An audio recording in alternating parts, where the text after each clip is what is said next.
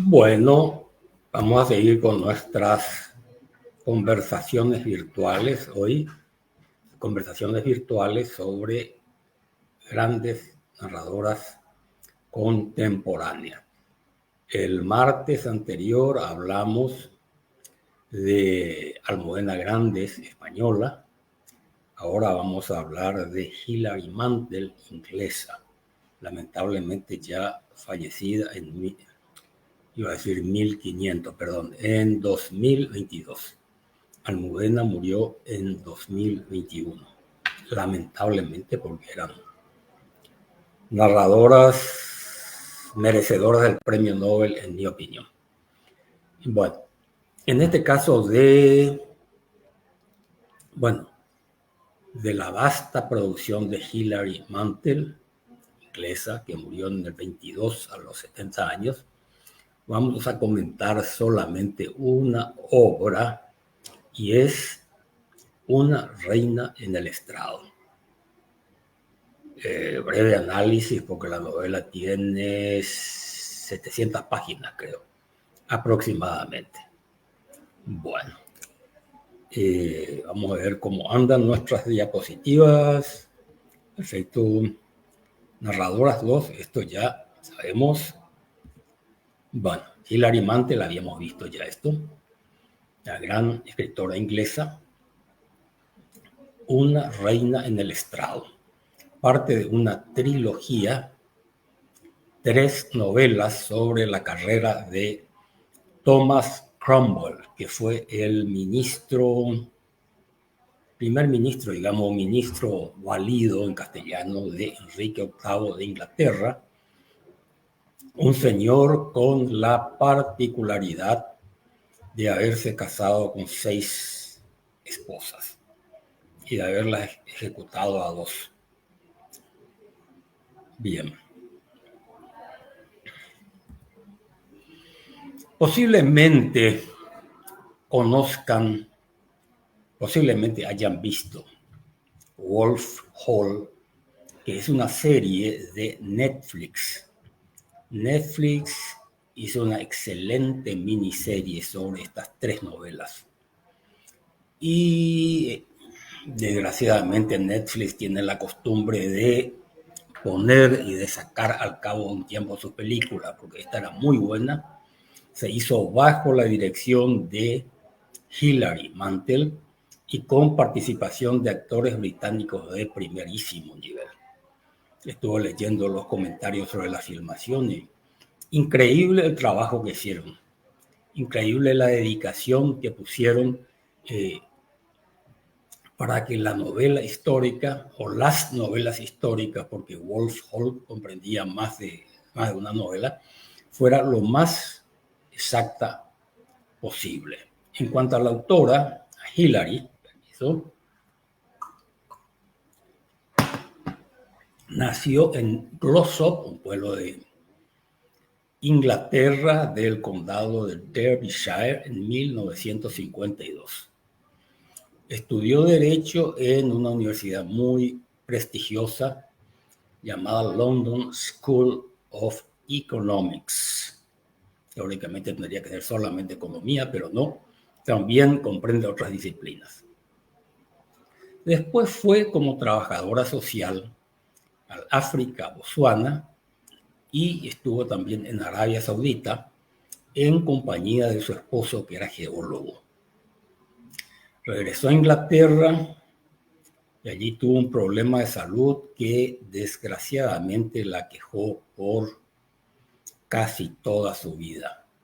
Es un problema, digamos, femenino llamado endometriosis. Como el de ella era muy grave, entonces sufrió mucho. Se equivocaron los médicos y casi cometieron una barbaridad, pensando que el problema de Hilary era un problema psicológico.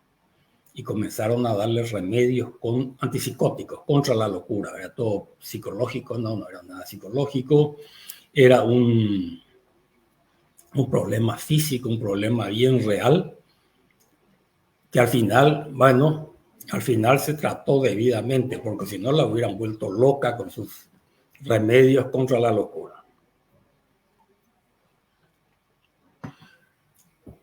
En Inglaterra trabajó incansablemente como novelista. Básicamente ella se dedica a la literatura histórica, a la narrativa, a la novela histórica. También tiene cuentos, tiene más libros publicados, tiene relatos cortos. Aquí, por desgracia, no encontré ninguno de la serie de Wolf Hall, quiero decir, aquí en Asunción. Sin embargo, hay un libro de cuentos de la autora que se llama El asesinato de Margaret Thatcher. Son cuentos, por supuesto, es ficticio porque nadie la mató a Margaret Thatcher. Se imagina solamente lo del asesinato, un relato. Bueno, ese libro de relatos lo tiene el lector.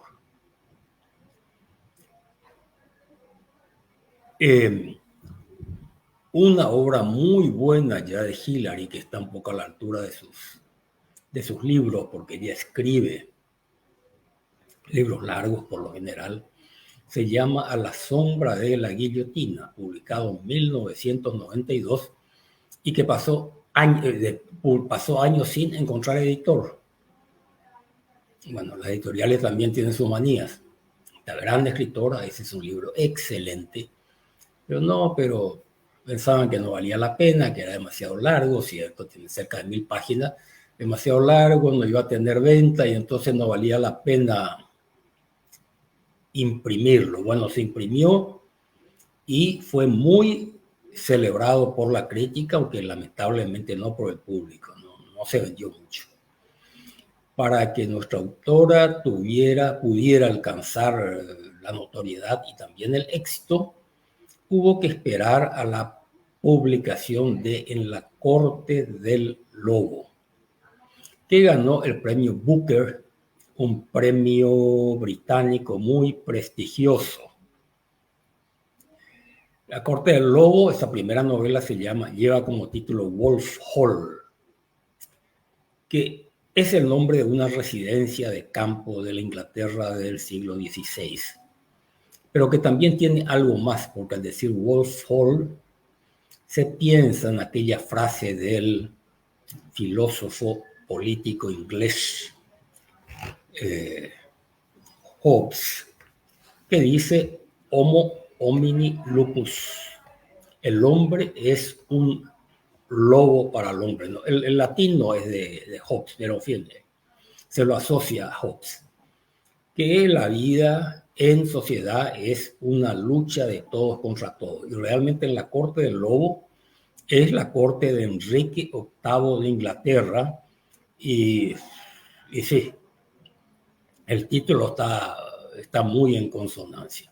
Aquí en la corte del lobo estamos con Enrique, que se cansó de su primera esposa, Catalina Aragón, después veremos más, y entonces empezó a inventar historias para librarse de ella, para divorciarse. Y era un problema porque en ese momento en Inglaterra no había divorcio, no se aceptaba el divorcio. Inglaterra estaba relacionada con Roma, con el catolicismo, lo relativo al matrimonio y muchas cosas más.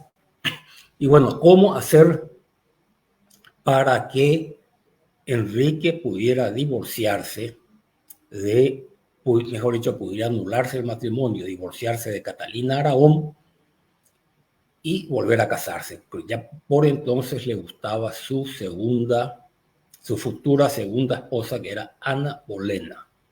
Ana Bolena la vemos aquí en este anuncio Wolf Falls. Esta es ella, Ana, segunda esposa.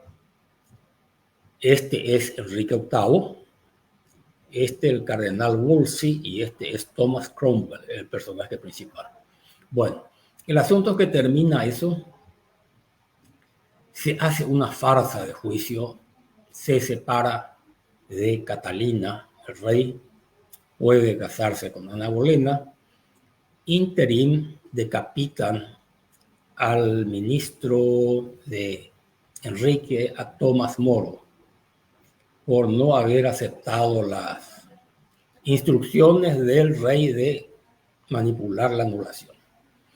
Segundo tomo, este primer libro, En la corte del lobo, cubre los comienzos de la carrera de Thomas Cromwell, el señor que vemos aquí, hasta que llega a ser el favorito de Enrique VIII. Eso es hasta 1535.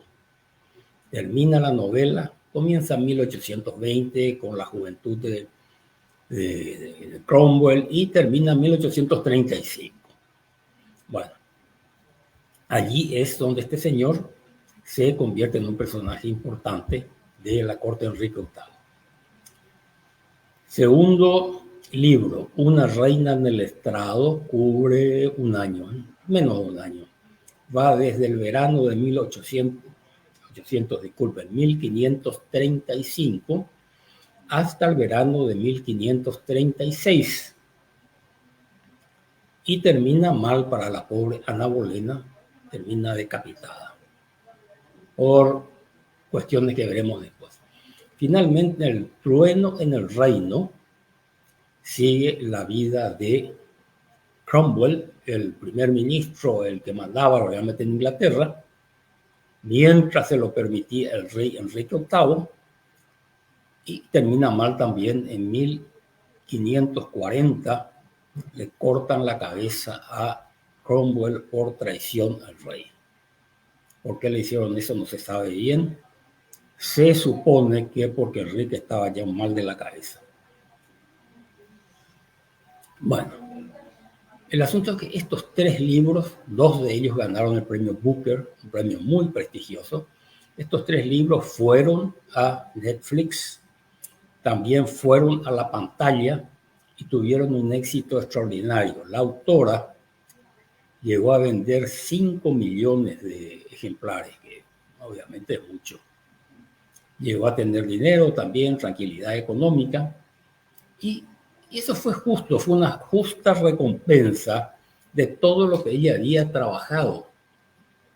Porque finalmente el primer libro de la serie, En la corte del lobo, se publicó en 2009, el último en 2020. Aquí tenemos 11 años. En realidad fueron más porque antes de comenzar a escribir el primer libro, ella ya había comenzado a trabajar, a investigar la época histórica del reino de los Tudor o Tudores, no sé cómo se dice. Entre paréntesis, han merecido una serie en Netflix, Los Tudor, que históricamente no es muy exacta, pero en fin, han llamado la atención estos reyes por muchas cosas. Bien, 11 más de 12 años trabajando en una novela dividida en 3 partes es realmente un tremendo mérito, tremendo trabajo, y es algo que se merece reconocer. Y yo admiro a una persona capaz de centrarse en su trabajo, en poner tanto empeño en terminar algo. Bueno, si quiere un artículo sobre ella en El Mundo de España, apareció un artículo, no sé si se puede ver aquí, muere Hilary Mantel, la reina de la novela histórica en el Reino Unido. Es un artículo aparecido en El Mundo Es, el diario El Mundo de España, BBB, El Mundo Es. Vale la pena, es un buen artículo.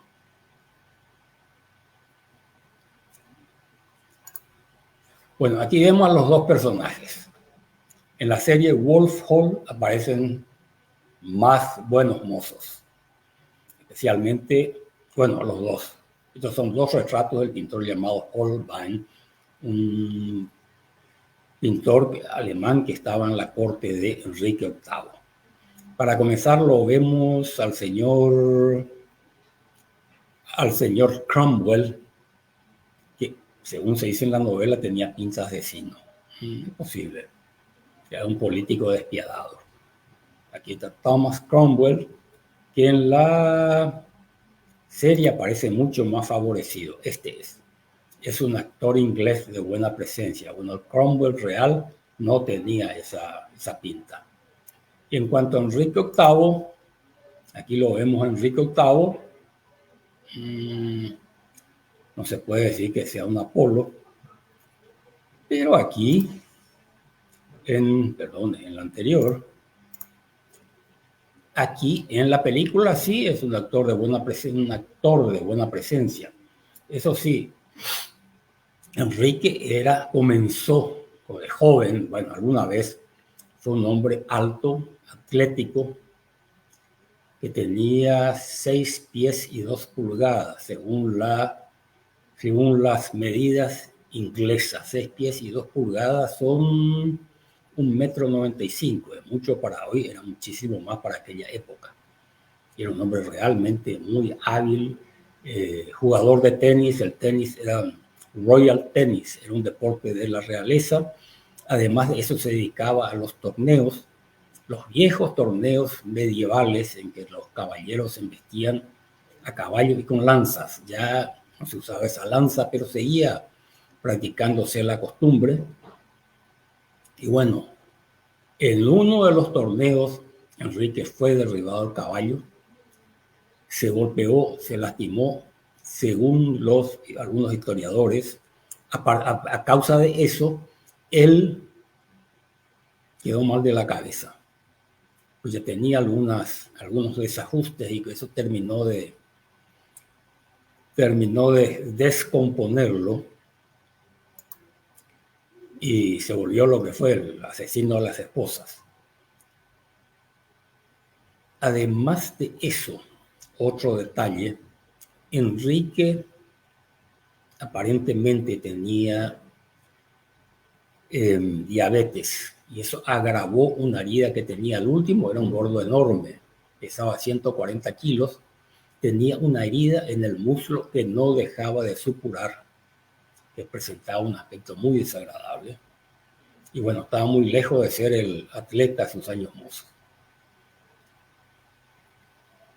Las 6, aquí lo anecdótico de esta obra son las 6 esposas de Enrique VIII. A ver quiénes eran. Comenzó Catalina de Aragón, que era hija de los reyes católicos de España, o sea, tía de Carlos V, el emperador de España y Alemania. Estuvo casado 20 años con Catalina Aragón, se casaron muy jóvenes, eran adolescentes cuando se casaron, porque el matrimonio en aquel tiempo no era una cuestión de amor, sino de política. Y se casó al rey de Inglaterra con una princesa de España para establecer una alianza política entre España e Inglaterra. Bien. En un principio todo estaba muy bien, pero después Enrique, a cabo de 20 años, se cansó y comenzó a gustarle a otra mujer, Ana Bolena. Entonces decidió inventar alguna historia para cambiar de esposa por un lado, y por otro lado quería tener un hijo varón. Porque en aquel tiempo las mujeres difícilmente podían ser reinas. Él tenía hijas.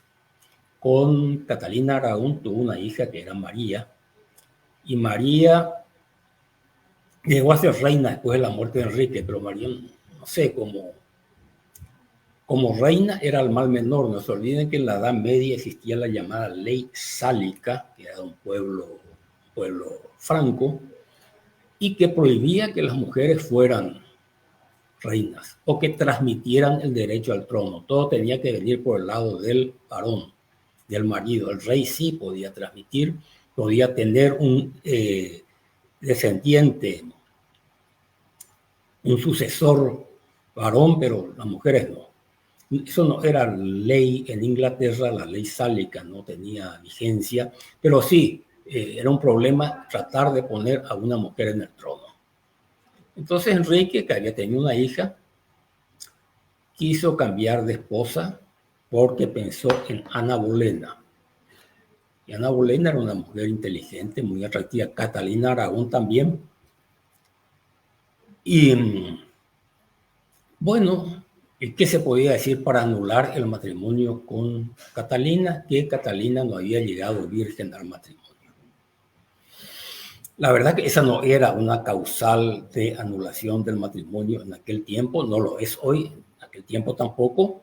Y después de 20 años y después de varios embarazos, varios partos, era prácticamente imposible saber, pero cuando se tiene el poder político se inventan. Entonces, Enrique fabricó testigos y se probó presuntamente en un juicio adulterado, se probó que Catalina no había llegado virgen y él decidió que bueno, ese era un motivo de anulación del matrimonio y se podía casar con Ana Bolena. Finalmente, Catalina murió de cáncer porque la tenía bajo arresto domiciliario a ella y a su hija María y ya pudo casarse con Ana Bolena. Pero eso no tuvo el beneplácito del Papa, que era el jefe de la Iglesia de Inglaterra. Entonces Enrique decidió separarse de Roma y crear la Iglesia Anglicana, en que el rey era el jefe de la Iglesia cristiana pero no católica. Bueno, la verdad es que en todos los países se cuecen habas. Se asocia mucho la Inquisición, la persecución religiosa, al catolicismo español, y sí es cierto, la Inquisición persiguió a los protestantes en España. Pero en los países protestantes la persecución no fue menor contra los católicos. Incluso hace no mucho tiempo, en Inglaterra, por ley, no podía ser ni primer ministro ni rey un católico. Hasta creo que son 6, 7 años. No hace mucho tiempo esto. En tiempos de Tony Blair se abolió esa disposición legal. Ay, perdonen, voy a apagar esto. O sea, no sé qué pasa con este.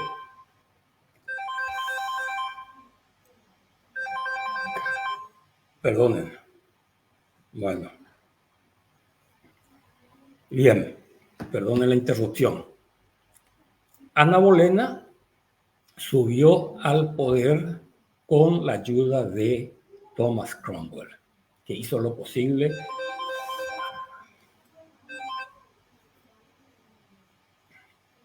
Voy a tener que apagar el teléfono de todo, disculpen.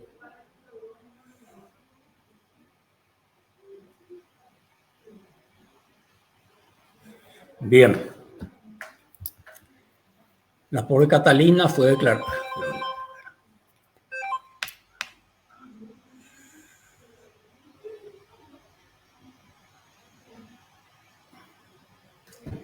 Bien. Ana, declarada no virgen, se casó Enrique con Ana Bolena en 1533, pero resulta que para 1535, cuando comienza la novela Una reina en el estrado, Enrique ya estaba cansado sí, pero cansado de Ana Bolena. Entonces empezó a ver de qué manera se podía deshacer de ella.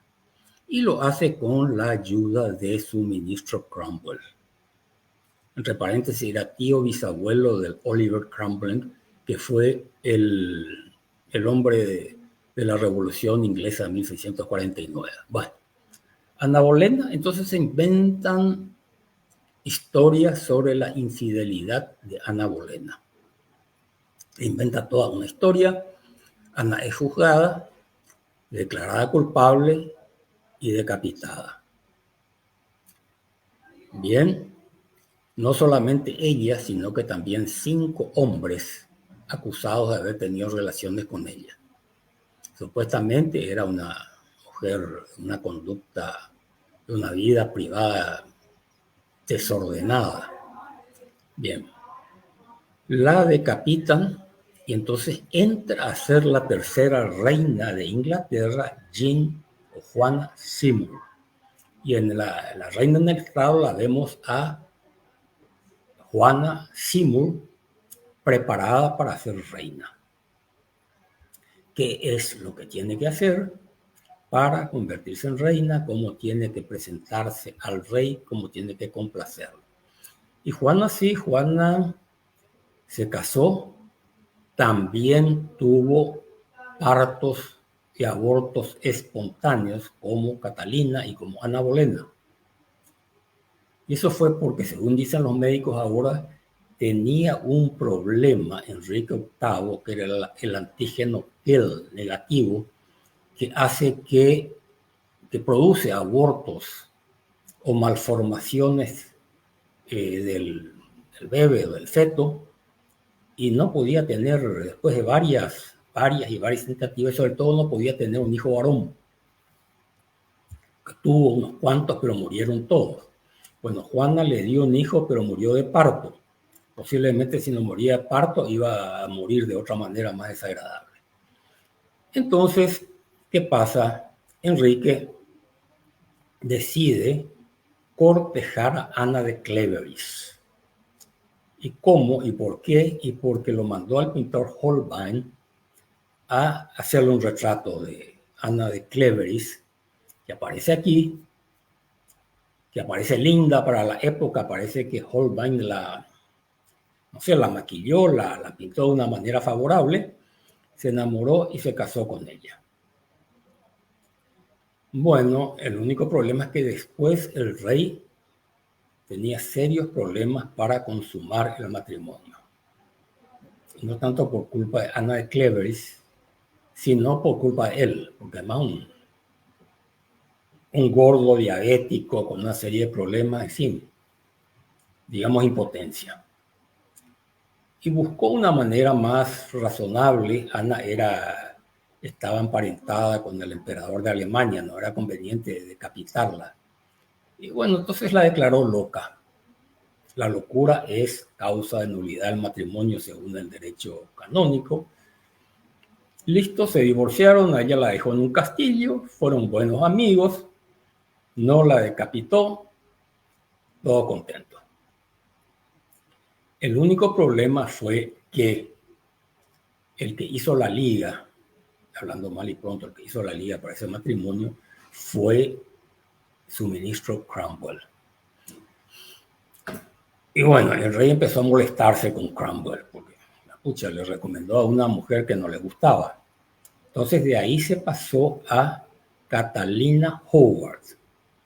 No sé, parece que le gustaban las Catalinas a este señor, porque hubo varias, Catalina Aragón, Catalina Howard y la última que fue Catalina Parr. Las Catalinas y las Anas, porque hubo dos Anas, Ana Bolena y Ana de Cleveris. ¿Listo? Comenzó el asunto con Catalina Howard, parecía que marchaba bien, finalmente no marchó bien, también hubo abortos, hubo una serie de problemas, así que la pobre Ana terminó decapitada. No, perdón, no era, digo, la pobre Catalina Howard, decapitada como Ana Bolena. Las dos murieron en el patíbulo. Y entonces el rey pensó en Catalina Parr. La relación no comenzó muy bien. Él comenzó bien, pero después comenzó a empeorar. En un momento determinado, Enrique pensó también en acusarla de adulterio a Catalina Parr y decapitarla, pero después, bueno, finalmente él murió antes. Murió en 1547, la mujer lo sobrevivió y la mujer se pudo casar una vez más. Él se casó 6 veces y Catalina 4 solamente. Bueno, 4 después de la muerte del rey y no murió más gente. Bueno, eso es, en resumen, el aspecto más llamativo de la vida de Enrique VIII que las novelas de Hillary, o esta novela de Hillary, en la corte, Una reina en el estrado no cubre. Esa novela va de 1535 a 1536, nada más. Ahí vemos los tejemanejes de Cromwell, el ministro que era un hombre despiadado, que inventa un proceso totalmente falso para condenarla a la pobre Ana Bolena, que después terminará decapitado. Enrique comenzó bien su reinado, un hombre simpático, si se quiere, un malcriado de primer momento, y su primera esposa, Catalina, fue en cierto sentido su guía. Y después se cansó de eso. Al mismo tiempo, a pesar de las locuras de este rey, un hombre despótico, que decapitó a varios ministros, a Thomas Cromwell, anteriormente a Thomas More, no lo decapitó porque se murió otro ministro que era Wolsey, pero sí mató a otros más, una larga lista. Bueno, a pesar de todas sus locuras durante el reinado de Enrique, Inglaterra pudo progresar en gran medida gracias a la labor de Cromwell, que era un estadista, era un maquiavélico, pero un estadista, un hombre que no carecía de inteligencia, al contrario, un tipo brillante. Y comienza, tenemos que decir algo más del personaje de este hombre. Él había estado en Italia, había estado al servicio de una familia, una rica familia italiana. Allí había aprendido italiano, que dominaba el italiano como el francés y el latín, y se familiarizó con el libro de Tomás Maquiavelo, El Príncipe. A Maquiavelo se lo asocia con la frase: no importan los medios con tal de llegar al fin. Cuando una persona no repara en los medios para obtener los fines, se la trata de maquiavélica. Y sí, era un maquiavélico, Cromwell. Al mismo tiempo era muy buen administrador. Era corrupto dentro de lo razonable, no robaba demasiado, tomaba medidas de buen gobierno que hacían que la economía inglesa prosperase,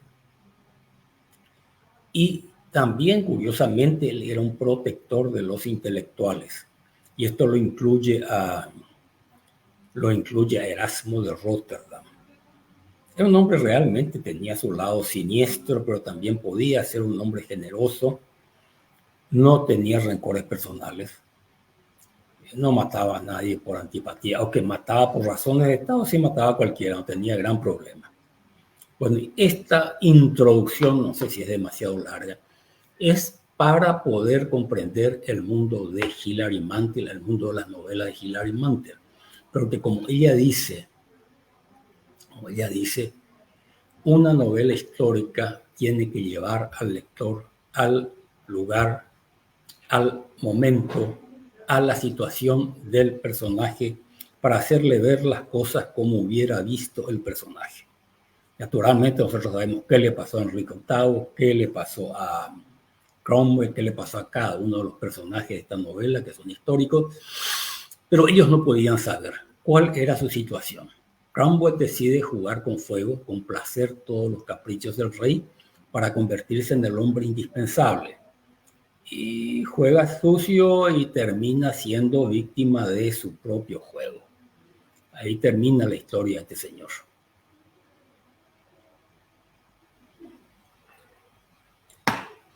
¿Cómo hace la autora para llevarnos a ese momento histórico? Quiero leer, aunque soy un mal lector,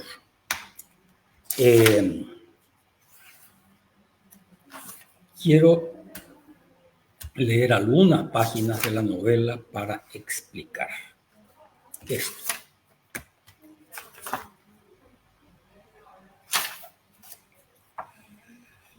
Vamos a las primeras páginas. Esta novela tiene una característica muy notable. Está escrita en presente. Lo que se hace en el 99% de las novelas que, no sé si en las que yo conozco, todas, no sé si hay alguna, esta es la primera que yo sepa, pero lo habitual es que se narra la acción en el pasado. El rey hizo esto, el rey dijo esto, no, lógico, se está contando algo pasado, entonces hay que usar el pasado. Pero la autora, aquí en este caso, utiliza el presente. Todo en presente. Por otro lado, ella no utiliza en rigor el inglés del siglo XVI, que hubiera sido muy molesto, muy difícil de entender, ni tampoco la jerga del siglo XX o XXI, porque no hubiera resultado creíble. Entonces está en un término medio, un inglés culto que no es ni el del pasado ni el del presente. Y nos damos cuenta de que estamos en otra época. Y el comienzo, bueno,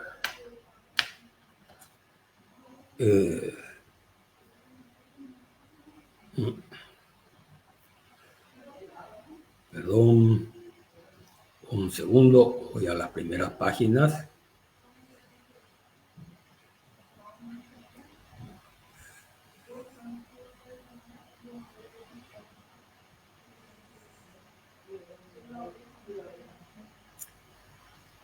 Leo. Aquí se refiere, están en el escenario narrativo Cromwell, el rey Enrique VIII y algunos personajes más. Un ayudante de él que se llama Rafael Rafe. Y comienza así la novela. Sus hijas caen del cielo. Suena raro, ¿verdad? Él, o sea, Cromwell, observa desde la silla el caballo. Atrás se extienden acres y más acres de Inglaterra. Caen las alas doradas, una mirada llena de sangre cada una. Grace Cromwell revolotea en el aire tenue. Es silenciosa cuando atrapa su presa, silenciosa cuando se desliza en su puño.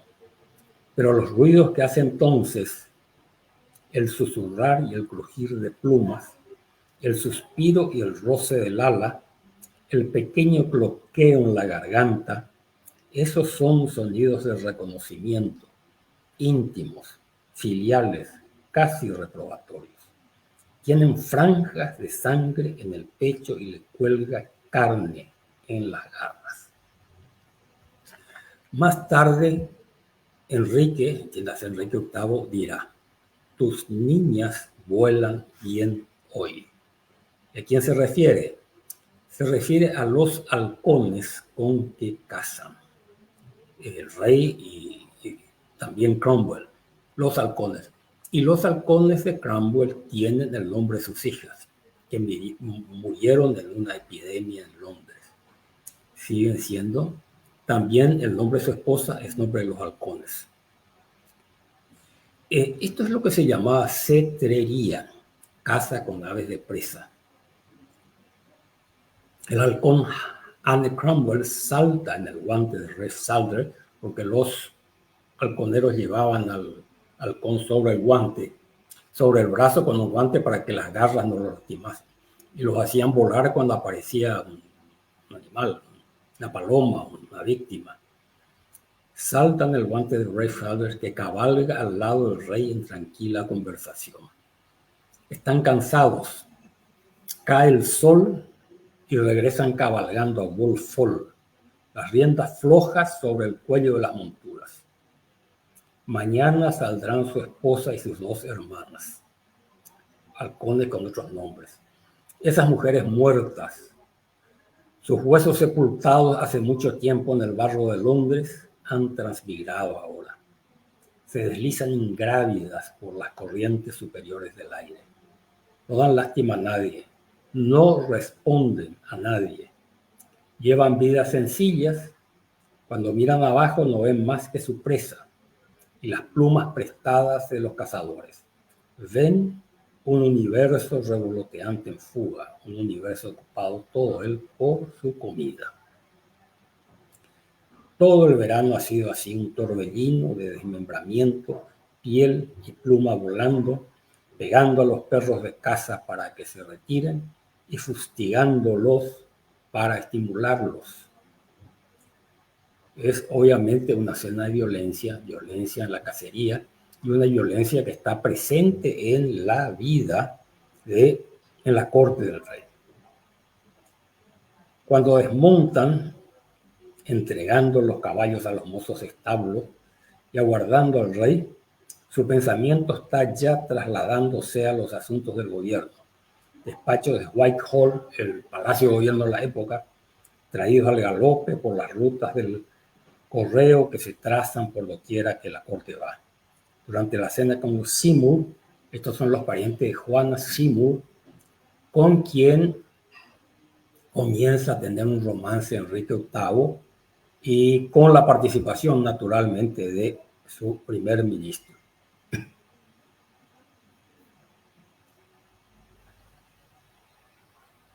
Le pregunta a Cromwell, un acompañante, ¿cómo es que no os habéis quemado, señor? Pregunta al rey Sadler, pelirrojo como el rey.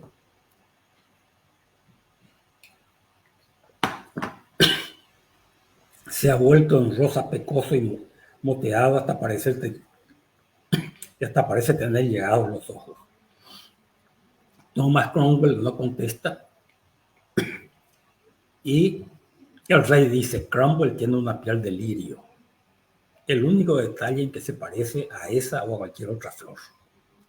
Y realmente porque tenía un cutis muy resistente y muy blanco, era lo único blanco que tenía, lo que tenía este señor Cromwell. Pero aquí está la escena de la cacería. Está la violencia contra los animales, la violencia de utilizar a sus hijas muertas como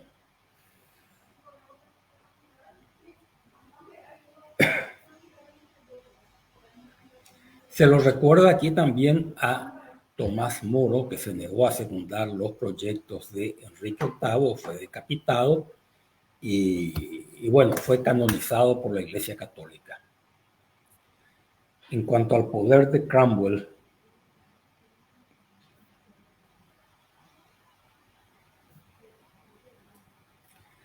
el señor secretario, entiéndase Cromwell, puede investigar a cualquier cargo del Estado o recoveco del gobierno.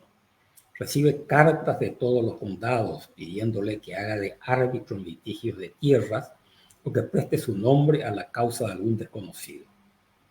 Gente que no conoce le envía murmuraciones sobre sus vecinos. Los monjes envían listas de palabras desleales pronunciadas por sus superiores. Los sacerdotes entresacan para él frases de declaración del obispo. Este señor era un hombre de una extraordinaria energía, muy inteligente, muy activo y que sabía todo. Y aquí nos hablan de una acción bastante censurable. Cromwell se mete con una mujer casada. Y bueno, para facilitar las cosas, decide eliminarlo al marido. El señor secretario Cromwell se ha traído una mujer de su reciente viaje a Hertfordshire y la ha instalado en su casa Stepney o en King's Place, que está reconstruyendo para ella en un lujoso estilo. Es una posadera y su marido ha sido detenido y encarcelado por un nuevo delito inventado por Thomas Cromwell. El pobre cornudo va a ser acusado y ahorcado en la próxima sesión del Tribunal del Condado, aunque, según algunos informes, ya lo han encontrado muerto en la cárcel, envenenado y degollado. Realmente un hombre era un maquiavélico, que en sus manejos utilizaba la violencia con discrecionalidad, sin cargos de conciencia.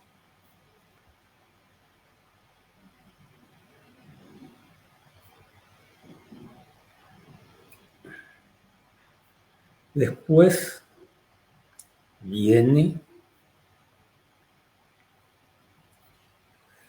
bueno, el proceso contra la pobre Ana Bolena. Le inventan amantes, le inventan aventuras de lo más siniestras. Y realmente lo único que había ahí eran las ganas de divorciarse. Creo que fue seducido, dice Enrique. Es decir, se aprovecharon de mí quizás con encantamientos, quizás con hechizos. Por eso se casó con Ana Bolena. Las mujeres se valen de esas cosas. Y si fuese así, entonces el matrimonio sería nulo. Por un lado, él se estaba preparando a la futura reina, que era Jane o Juana Seymour. Y eso se hace con el primer ministro y la familia, Tom Seymour, hermano. Escuchad, dice Tom Seymour, hermano. Aquí Cromwell quiere saber si sois total y verdaderamente virgen para el rey. Él, Cromwell, podría ruborizarse con ella. Si no lo soy, señora Jane, dice, se puede arreglar. Se arregla eso. Pero debéis decirlo ahora. ¿Qué? Jane, hasta ahora tenés que entender esa pregunta. Es cierto que nadie os ha pedido nunca matrimonio. No ha habido ningún contrato ni acuerdo. Nunca os ha gustado nadie, contesta Jane. Me gustó William Dorner, pero se casó con Mary Sidney. Hasta la vista. Dicen que son muy desgraciados. Mirad ahora, señora Jane, dice Cromwell. El que no hayáis establecido vinculación hasta que vuestra familia estuviese dispuesta a casaros, porque las jóvenes suelen establecerla y luego acaban mal. Considera que debería aclarar la cuestión. Los hombres dirán que están tan enamorados de vos y que les estás haciendo enfermar. Dirán que han dejado de comer y de dormir. Dicen que temen que si no pueden tenerlos, morirán. Luego, en cuanto cedéis, se levantan y se van y pierden todo interés. No, la Jane era virgen, no tenía novio, no había hecho nada. Bueno. Entonces puede ser la futura esposa de él. Puede ser la futura. Y por otro lado, Enrique se enamora, era un sentimental. El rey comenzaba haciendo poesías, componiendo canciones para sus novias o esposas y después se cansaba. Cuando Enrique habla de Jane, parpadea, le brotan las lágrimas, sus manitas, Cromwell, sus manitas, como lo hace un niño, no hay nada de culpa en ella, no habla, y si lo hace tiene que inclinar la cabeza. Puedo escuchar mi corazón.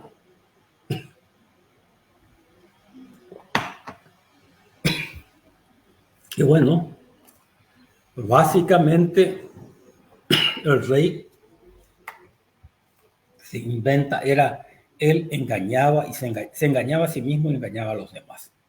Se sentía explotado por las mujeres, se sentía explotado por Catalina de Aragón, primera esposa, por Ana Bolena, segunda esposa, mientras que Jane era una jovencita, ingenua, era virgen, era perfecta.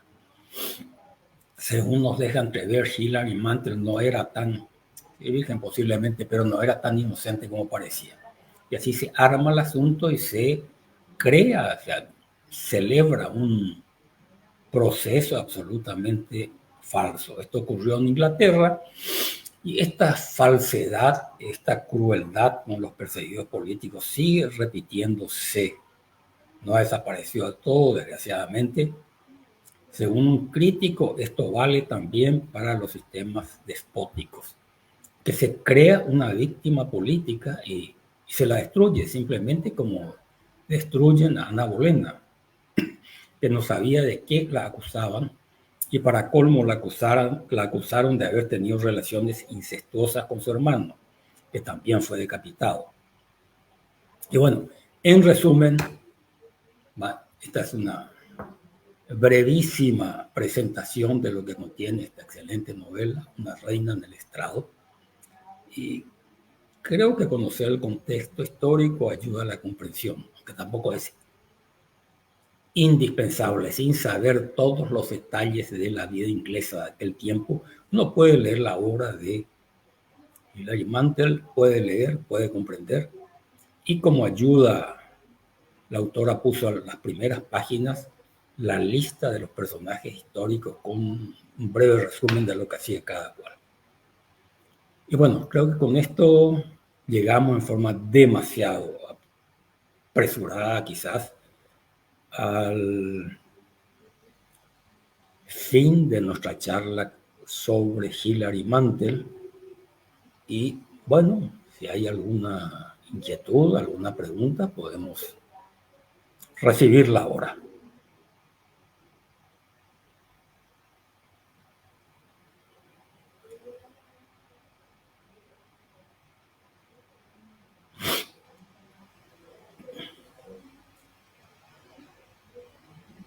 Bueno, creo que ya lo había dicho. Yo leí esta novela en mi Kindle. Mi Libro electrónico tiene la ventaja que se piden los libros y llegan en un minuto.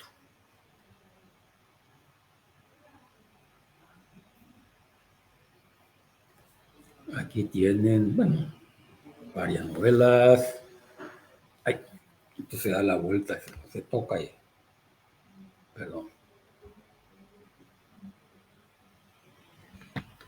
Se puede leer en papel, se puede leer en versión electrónica, según la preferencia de cada cual. Aquí, como diría Maquiavelo, no importan los medios con tal de llegar al fin. Pero claro que no se trata del final de ninguna persona detestada, sino el final de un libro, a la comprensión del libro. Nos vemos el próximo martes a las 12 de la mañana para hablar de una gran escritora norteamericana contemporánea, Joyce Carol Oates, autora de una novela sobre la vida de Marilyn Monroe, que llegó también a Netflix, que se llama Blonde, rubia.